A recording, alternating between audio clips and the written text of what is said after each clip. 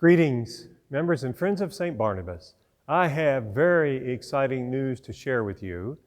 So this past week, the Planning Commission of the town of Paradise Valley approved all aspects of our Welcome the Neighborhood project that needed their approval.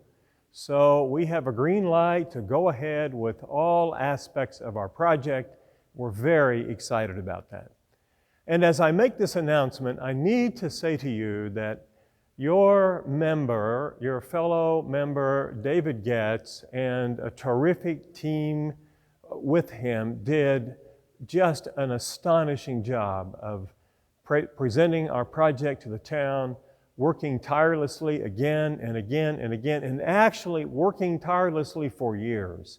If I'm not mistaken, it's been almost 4 years that team has worked on this project and done a spectacular job making this possible for us. So if you see David, I want to encourage you to thank him and ask him to pass his thanks along to the team. It's too many for me to mention all the names now, but just a great team of Saint Barnabas members that worked tirelessly to make this possible for us. So bless them and thank them.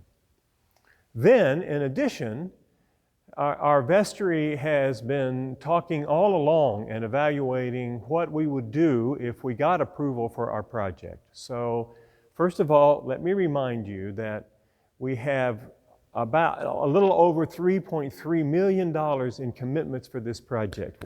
Way to go, Saint Barnabas, $3.3 million. And that's after we suspended the campaign because of the COVID-19 pandemic. And we didn't even have the ingathering for the campaign. And so it's just wonderful news that we have these commitments. And then secondly, during this time, we're not able to do all of the project. And so the vestry has been discussing it, as I mentioned already, and we have decided that we want to go ahead with phase 1 of the project, which will be the refurbishment of our children's center and playground and the extension of the walkway that begins in the church patio, extend that all the way down to the children's center and all the education buildings. And we're very excited to start the project with a commitment to refurbishing the children's center and a commitment to children and families. We think that is the highest priority of our project. And we're working now with the contractors and others about when we can actually get started on that, and we're hoping to start this summer and finish it as soon as we can. So other aspects of the project need to wait. We, of course, a more high-profile aspect would have been the front driveway and the work along the street of Mockingbird Lane, but the city is not finished its work there. And frankly, that is a more high-profile, but on a values level, our commitment to our children and families is first and foremost for us. And then once the city finishes its work on Mockingbird Lane, then perhaps that'll be the next phase, but again, that's for the vestry to decide. And with respect to our boundary, the south boundary that boundaries with the Ritz-Carlton project, and the east boundary that boundaries with the Ritz-Carlton project, and where we're really hoping to welcome people who walk that path, and not just people that are a part of the Ritz-Carlton project, but people in the community all around us that walk that path. We're hoping to beautify our boundary there to welcome and invite those folks. And right now there is still work going on with Ritz-Carlton and some underground work that needs to happen with respect to water runoff and drainage and whatnot. And so with that also, we need to wait a while. But it is our hope that soon we'll be able to start phase 2. Probably phase 2 of this project will be next summer, but we're hoping to get all things ready to do that and be able to beautify our front, our driveway, and the front of Mockingbird Lane and our boundaries. So we'll see how all that works out. Then additionally, it is our hope that perhaps this fall we could reinitiate our campaign. So we still have a lot of need for funding for all of the campaign.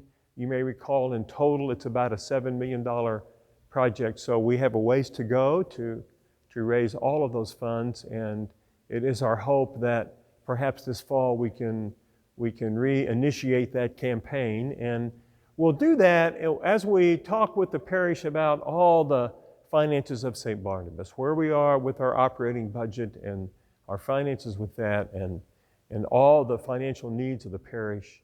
It's our intention to have some kind of gatherings and conversations and give you information about all of that. Carry on our commitment to transparency in these matters. So